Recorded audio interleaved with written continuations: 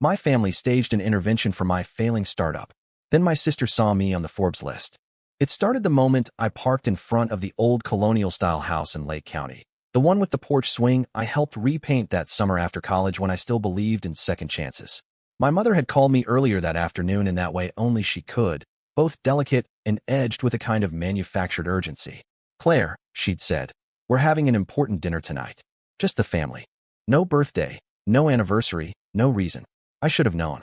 I walked up the stone path, the sound of my boots crunching against the gravel unnervingly loud, and opened the door without knocking. The air smelled like roast and wine, but the tension hit before the aromas did. Julie was already seated at the table, hunched over her phone, her eyebrows drawn tight. Mom was fussing over something in the kitchen, probably just for the sake of having something to do with her hands. Dad stood at the head of the table, arms crossed like a bank manager before foreclosure. "Claire," he said, nodding stiffly. "Sit down. We need to talk." I hadn't seen him since the fallout. The last time we'd spoken, it ended with him reminding me I wasn't the kind of daughter who made prudent choices. Now here he was, leaning into that same banker voice, the one he used when telling people why he was withdrawing support. I took a seat without taking off my coat. Julie looked up from her screen, her face pale, eyes flicking between me and Dad like she wasn't sure whether to laugh or scream. She said, holding up her phone. "Claire, your face is on Forbes." I blinked. "What?" Mom finally turned away from the kitchen island.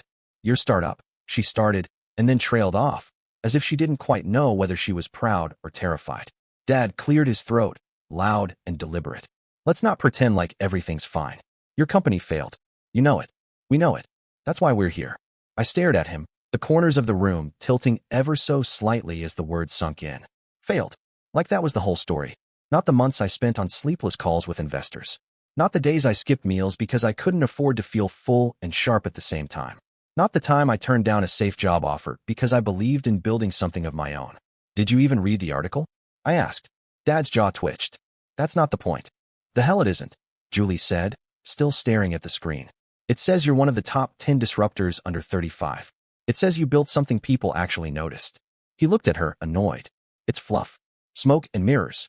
The company's closed. Temporarily," I corrected. "We pivoted. I dissolved the LLC and restructured under a new model. It's pre-seed funded again. We're moving into AI regulation tooling. You'd know that if you..." "Don't talk to me like I'm some clueless investor, Claire. I was in banking for 30 years. "Exactly," I snapped. "You were in banking. You weren't building. You never risked anything personal. You were just safe." That landed harder than I expected. Mom flinched. Dad's mouth flattened into a straight line, and for a moment, I thought he might leave the room. Julie finally put the phone down. "You know what's crazy?" she said. "The comments are all calling her fearless. Brave. One guy said she's changing the way compliance will work for an entire generation of startups.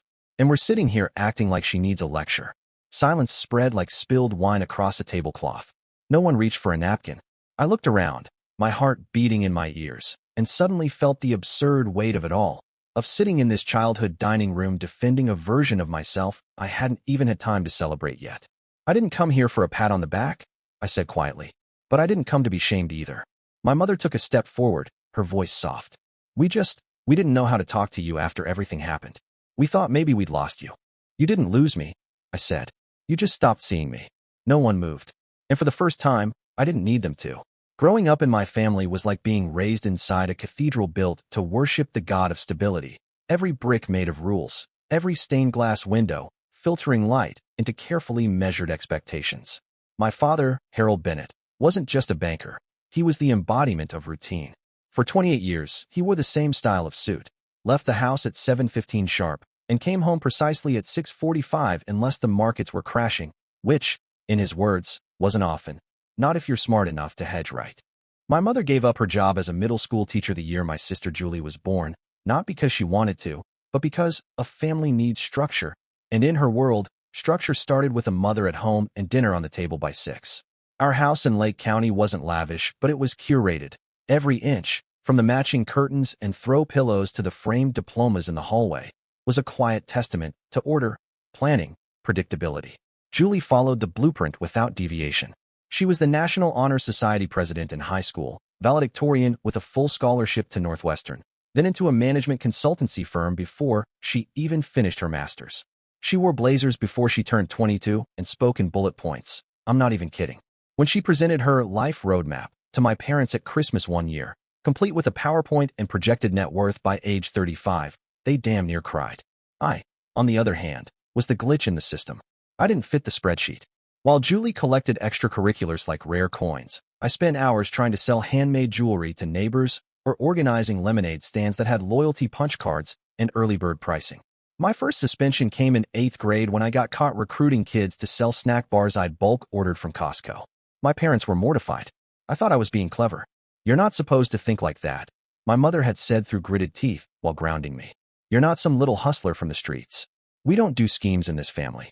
But I couldn't help it. Rules felt like fences, and I couldn't stop looking for the gaps. I'd spend late nights reading about startups and founders and pitching fake businesses to myself in the mirror. My heroes weren't lawyers or surgeons or financial analysts. They were the ones who dropped out of Ivy Leagues to chase something bigger, something unquantifiable. That drove my dad insane. He'd talk about compound interest and 401k matches like they were scripture, and I'd be sketching out app ideas on the back of his retirement pamphlets. College was the compromise. I went to business school because it seemed like the closest thing to a middle ground, a place where I could tell them I was learning to be safe, but still secretly plot my escape into the uncertain. I remember one Thanksgiving when I mentioned in passing that I might not pursue corporate internships and instead was thinking of building something on my own. My dad put his fork down, real quiet, and said, "Claire, you don't gamble with your future. You invest in it." The silence that followed said more than his words ever could.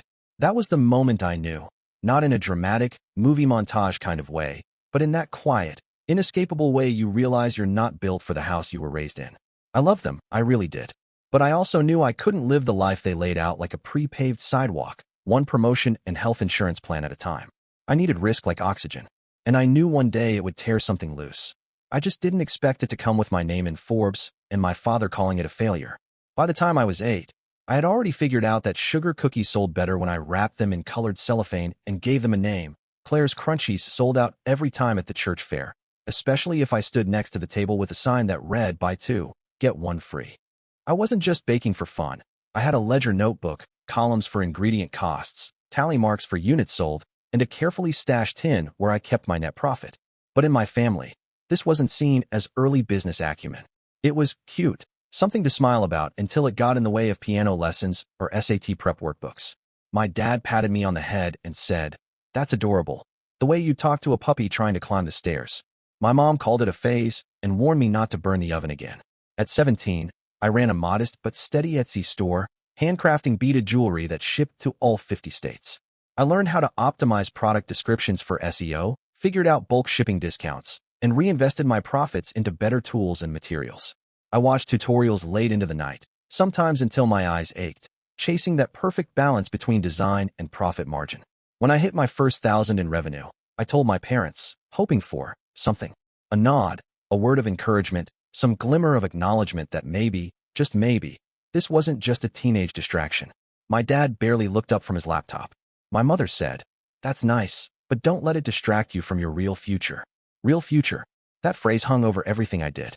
It meant law school, suits, benefits packages, firm holiday parties with shrimp cocktail, and catered validation. I went along with it at first, mostly to keep the peace. I took AP classes, joined the debate team, got a decent LSAT score, and even got into a few respectable law programs. I played the part, straightened my hair, wore the navy blue blazer, learned to say, "I'm passionate about justice," without choking on the irony. But inside, it felt like I was slowly suffocating under the weight of borrowed ambition. The breaking point came senior year of college. I had already been accepted to a mid-tier law school, one of the safeties my dad called a solid foundation. But I couldn't stop thinking about a startup competition I'd watched online, some scrappy team in hoodies pitching an AI idea on a badly lit stage, and the way their eyes lit up when they talked about solving something real. That was what I wanted. The hunger, the problem solving, the chaos and possibility of it all. So I did the thing no Bennett child had ever done. I pivoted. I turned down the law school offer and applied to DePaul's Business Innovation Program. Not Stanford, not Yale, not Harvard. DePaul, a local school, one that specialized in entrepreneurship and practical business skills.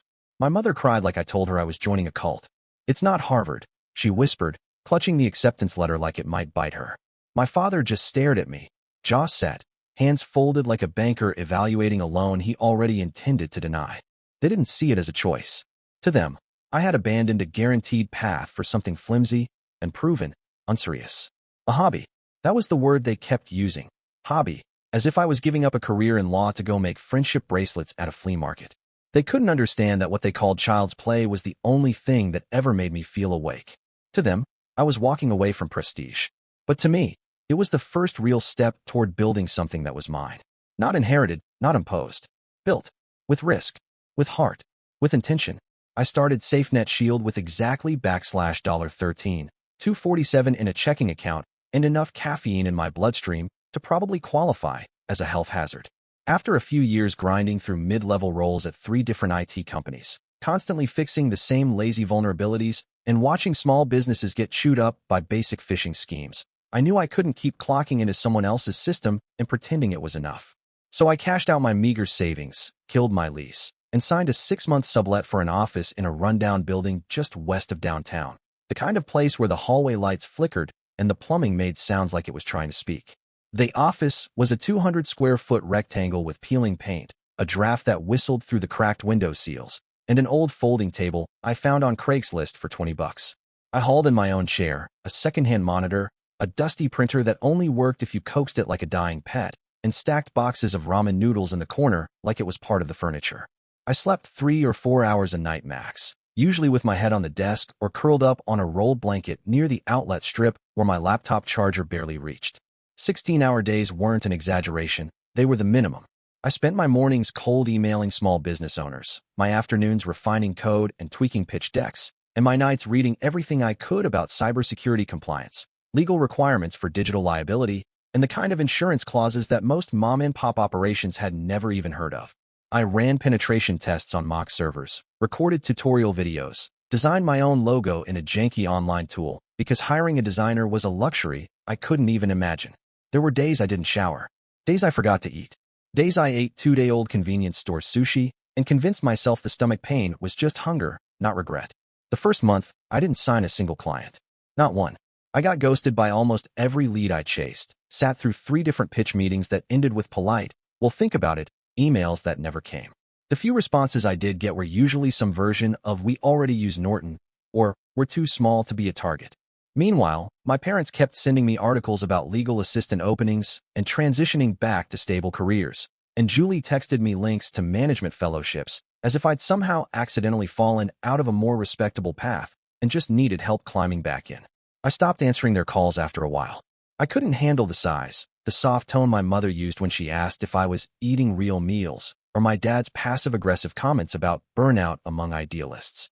I didn't need their doubt layered on top of the daily humiliation of watching my bank balance shrink while I tried to convince myself this wasn't just some overgrown pipe dream.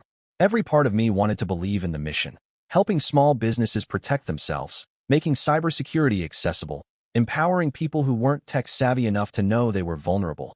But belief didn't pay server hosting fees or get me through the panic attacks that hit like clockwork at 2 a.m. every night. I saw another red line in my spreadsheet. For a while, I kept telling myself it would turn around. That if I just worked harder, if I just refined the messaging, if I just reached out to 10 more leads, 20 more, 100, someone would finally say yes. But in those first few months, the only thing growing was the stack of unpaid invoices in my inbox and the growing silence from people who used to pretend they cared. I didn't even feel angry anymore. Just exhausted, hollow, and stubborn enough to keep going anyway. Because failure, at that point, wasn't just disappointing. It felt like permission for everyone who doubted me to say "I told you so." And I wasn't about to hand them that satisfaction. Not yet. Not like that. It happened on a Tuesday morning, the kind where I'd normally be bracing for another string of no-show consultations and rejection emails. I was halfway through my second cup of cheap coffee, still wearing the hoodie I'd slept in, when the email came through with a subject line that read "Urgent Thank You" in all caps. It was from a local bakery I'd installed SafeNet Shield for barely 2 weeks prior. A small operation run by a couple in their late 40s who had laughed nervously through my onboarding session and admitted they didn't even know what a firewall was. They'd agreed to test my system more out of politeness than belief. Their email was frantic but grateful. Someone had tried to breach their POS system through an old vendor portal, probably looking to scrape credit card info. My alert system caught the spike in traffic and auto-blocked the IP before any data was compromised. The owners hadn't even noticed until I sent the incident report, and now they were singing my praises to every other business owner in their Chamber of Commerce group chat. That single blocked attack saved them from a data nightmare, saved me from a credibility drought, and for the first time in months, I felt something crack open in my chest that wasn't anxiety. 2 days later, I got a call from a pediatric clinic in Oak Park. One of the bakery clients had referred me. The clinic had just gotten burned by a ransomware scare, lost access to their scheduling system for a full afternoon, and their existing IT provider couldn't explain how it happened. I gave them my standard pitch, more polished now, less desperate. They asked questions. I answered. We ran a vulnerability audit, and by the end of the week, I was signing my first real contract $80,000 for 6 months of service, full audit, training, and ongoing protection. I stared at the signed agreement on my screen for 10 straight minutes before I even remembered how to breathe. I didn't cry right away. Not at the email. Not at the contract. Not even at the bank when I deposited the first retainer. But later that night, I sat on the floor of my crummy office, legs stretched out in front of me, back against the wall, eating a cup of microwave noodles because I still couldn't justify real groceries, and I saw the email again. That bakery thanking me for protecting our dream. That's what they called it. And that's when I broke. Quiet, ugly tears. Not sobs, not gasps. Just long, shaking breaths, and the kind of crying that comes from holding it together for too damn long. I wanted to tell someone, I don't know who. Someone who'd actually understand what it meant. I thought about texting Julie but stopped myself. Thought about calling my dad. For some reason I did. He answered on the second ring. I told him about the client. About the contract. About how I finally felt like maybe this wasn't a lost cause after all. He didn't interrupt, just let me finish. Then he gave a short, humorless snort and said, let's see how long that lasts. That was it. No congratulations. No well done. Just the same condescension he'd always worn like a second skin. Like nothing I could build would ever be solid enough to stand on. I sat there holding the phone, feeling like someone had taken a pin to the balloon inside my chest, letting all the light out. I didn't reply. I didn't need to. Because deep down, I knew I wasn't building this for him. I was building it in spite of him. And that was the difference. That was the fuel. When the email came through about the grant approval, $500,000 from a state-funded initiative to support cybersecurity innovation for underserved communities, I stared at it in disbelief for nearly a full minute before I even clicked it open. $500,000. It wasn't just a funding boost. It was validation, a cold, hard receipt that said I wasn't crazy for giving up comfort, for chasing this thing that had kept me awake for years. I spent the next month hiring carefully, expanding SafeNet Shield staff to 12 people, engineers, analysts, even a part-time office manager. For the first time since I'd started, it wasn't just me fighting against a locked door. I had a team. I had momentum. And still, my parents couldn't call it anything other than your computer thing. That phrase had a way of flattening everything I'd built into something disposable, like it was just a quirky side project or a phase I'd eventually outgrow. My mother used it during a brunch with her friends, laughing lightly as if she couldn't remember what I actually did, but thought it was cute that I played with tech. My dad used it during one of our rare phone calls, slipping it in between golf talk and tax deadlines like he hadn't heard me say, we just signed 3 more clinics this quarter, or we've been invited to present at the regional summit. It didn't matter how many clients I closed, how many systems we protected, how much press coverage or referrals we generated. I could have built a digital fortress around the entire state, and they still would have asked if I was making time to rest in between whatever it is you do with those computers. Meanwhile, Julie's wedding was the event of the decade. Every conversation, every family text, every phone call was about the venue, the guest list, the dress fittings, the calligraphy on the save the dates. She was marrying Lucas Parker, the son of my father's longtime business partner, a quiet, clean-shaven corporate finance guy with a perfect hairline and an MBA from Dartmouth. The wedding was being held at a lakeside estate that rented for 5 figures a night, and I swear my mother talked about it like it was a royal coronation. My dad introduced Lucas to his friends as the future of the family. Like marrying into a good name was a strategic acquisition. Julie had a Pinterest board for every aspect of the day and a personal assistant to handle RSVPs, and the way my parents beamed every time they mentioned it, you'd think she'd cured cancer and solved the economy in one afternoon. No one asked how SafeNet Shield was doing. No one asked how my staff was settling in, or if the grant changed anything for the company. I was still the odd one out, the girl with the computer thing, while Julie was the star of the family, the safe bet, the perfectly manicured product of their playbook. I didn't say anything at first. I smiled during calls, nodded along during wedding updates, sent a gift when I couldn't make it to one of the engagement parties. But inside, the silence started to feel like a punishment, not for failing, but for succeeding in a way they didn't understand. For choosing something real over something familiar. for refusing to be the daughter who just smiled and stayed in her lane. The worst part wasn't the disregard. It was that I'd stopped expecting anything else. I'd grown used to my victories living in silence, celebrated by my staff, my clients, the people who actually saw the work, the people who mattered. And yet, some nights, when the office was quiet and the last Slack notification had faded, I'd sit there and wonder how many milestones it would take for them to finally see me. Not the rebel, not the disappointment. Just me, exactly as I am, no translation needed. The offer came wrapped in polish and confidence. $9 million, straight up, for full acquisition. It was from one of those faceless tech conglomerates that buy smaller startups like their stocking shelves, promising synergy while gutting everything that made the product matter. They sent a senior executive in a blazer 3 sizes too expensive to sit across from me at a marble conference table I didn't ask for, and he talked like we were just rounding off numbers, like I wasn't handing over the thing I'd bled for. I listened, took notes, nodded at the right times. And then I said no. I said it without hesitation, without drama. No, because SafeNet Shield wasn't a lottery ticket or an exit strategy. It was the work. It was the purpose. It was the bakery that still emailed me thank you notes. The clinic that trusted me more than their old IT contractor. The schools and nonprofits and immigrant-run storefronts that needed protection just as much as the Fortune 500. Selling it would have been easier, cleaner, more digestible. But it would have meant killing the soul of it. And I wasn't ready to do that. Not for $9 million, not for 90. When word got to my parents, it wasn't just confusion. It was disbelief laced with condescension. My father called me the same day, voice clipped and urgent like I'd just crashed a car or declared bankruptcy. "We need to talk," he said. Face to face. I should have known it wasn't a conversation. It was an ambush. I walked into the house I grew up in, the one where stability was always the final word, and found my entire family seated like a board of directors. My mother offered me tea like we were about to discuss curtains, and my father gestured to the man sitting next to him, a colleague from his old firm with slick hair, paper-thin skin, and eyes that screamed retreat, boredom masked as concern. "This is Leonard," my dad said. "He's here to help assess the implications." Leonard smiled, half apology, half diagnosis. "We just want to understand the rationale, Claire. Turning down $9 million is substantial." My sister didn't say much. She was too busy texting on her phone, probably planning her bridal seating chart or confirming florists.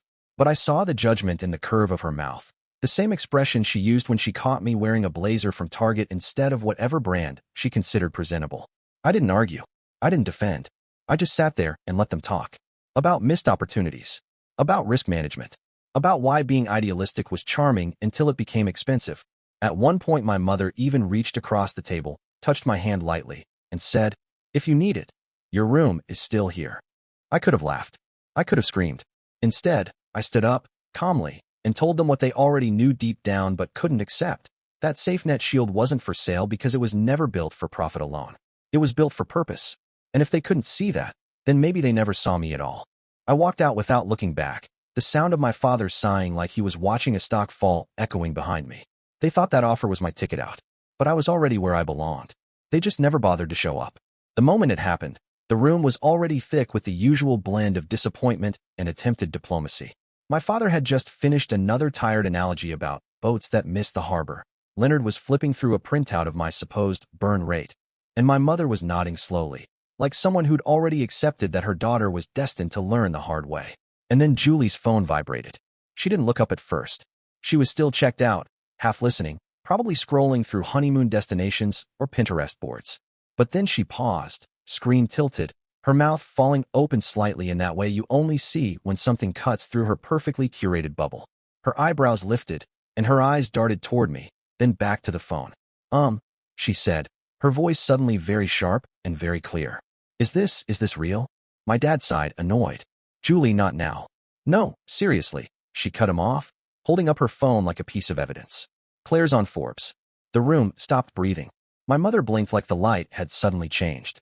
My father turned his head slowly, like he couldn't quite compute the sentence. Julie stared down at her phone again and read it aloud, each word slicing clean through the air. Claire Bennett, one of Forbes' most influential women in IT. No one said anything. No one moved. My father's mouth opened just enough to form the beginning of a response, but no sound came out. Leonard looked at me like I'd just changed shape in front of him. My mother sat very still, her teacup frozen midair, and for the first time in years, no one was explaining anything to me.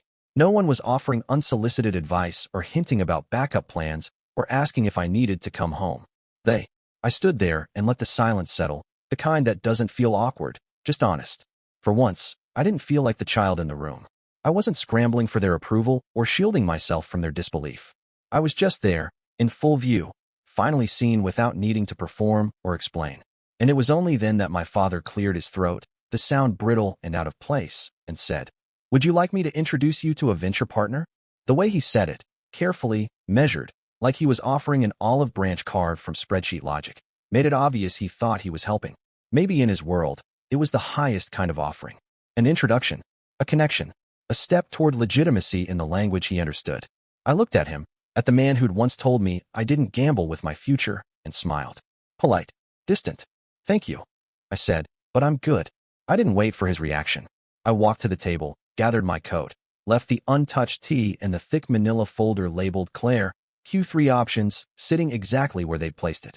On the way out, I heard my mother softly calling my name, but I didn't turn around. I didn't know them rage or resentment anymore. Only distance. Distance on my own terms. It was 3 days later when Julie called. Her voice was tentative, stripped of the performative ease she usually wore like a second skin. "Can we talk?" she asked, and for the first time in years, it didn't feel like a setup. We met at a coffee shop near her office, neutral ground, far from the curated chaos of wedding planning or the surveillance of our parents' expectations. She didn't wear her usual armor. No blazer, no designer handbag, just jeans and a quiet expression that told me she'd finally dropped the act. We talked, really talked, about what it felt like growing up in a house where image meant more than instinct, about the pressure to be perfect, and how that pressure had shaped her into someone she didn't always recognize.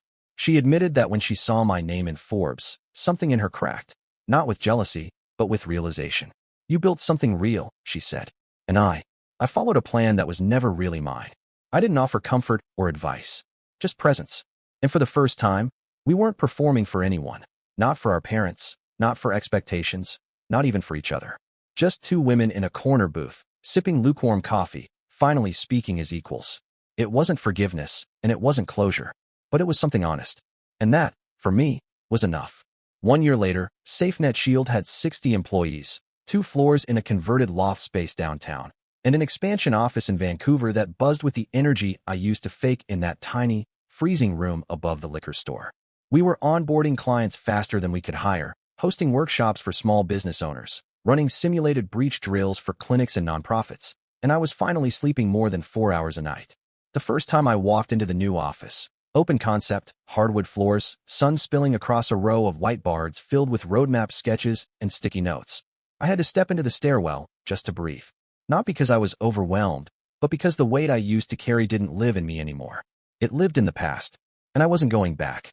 My mother was the first to reach out. Not to apologize, not directly, anyway, but to ask if I might have time to talk to her friend's daughter, a shy teenager who wanted to study computer science, but didn't feel like she belonged in that world. "She's smart," my mother said, "but she needs someone to show her it's possible." I told her to send the girl my way, and when we talked, I saw myself in her. The same fire, the same doubt, the same need to know she wasn't crazy for wanting more than a safe box to grow old in. A few weeks later, my father called. He didn't stumble or apologize either. He just said, "There's a young guy in my department, sharp, driven, wants to build something. Reminds me of someone." There was a pause. Then, "Would you talk to him?" I said I would. And I did. Because I knew what it meant, even if he couldn't say it out loud. That was how my father asked for forgiveness. Not with words, but with a recommendation. And strangely, it was enough. It didn't happen all at once. Forgiveness rarely does. It didn't come with one phone call, or a holiday card, or a heartfelt speech. It came slowly, quietly, in the way my mother stopped calling my company the computer thing, in the way my father asked questions instead of offering advice, in the way Julie texted me updates about her job search. Because yes, she eventually left the firm and started building something of her own. But more than anything, it came after I stopped needing their belief to move forward. After I proved, first to myself, that I didn't need a seat at their table to build my own. Now the table is bigger, louder, messier, filled with risk and impact, and people who believe in the mission because they've lived the reasons why it matters. And when I speak to students or new founders or women trying to fight their way into the tech space, I tell them what I wish someone had told me, that it's okay if they don't see you yet. You don't need permission to be real. You just need proof, and that comes later, from the work. from the grit, from the days you keep going even when the room is silent. So now I'll ask you, because stories like this don't just live in people like me. What about you? Have you ever been told your dream was too small, too strange, too unrealistic? What did you do when they doubted you? What's your version of the moment when the room finally went quiet? Because I've been there, and I'm listening.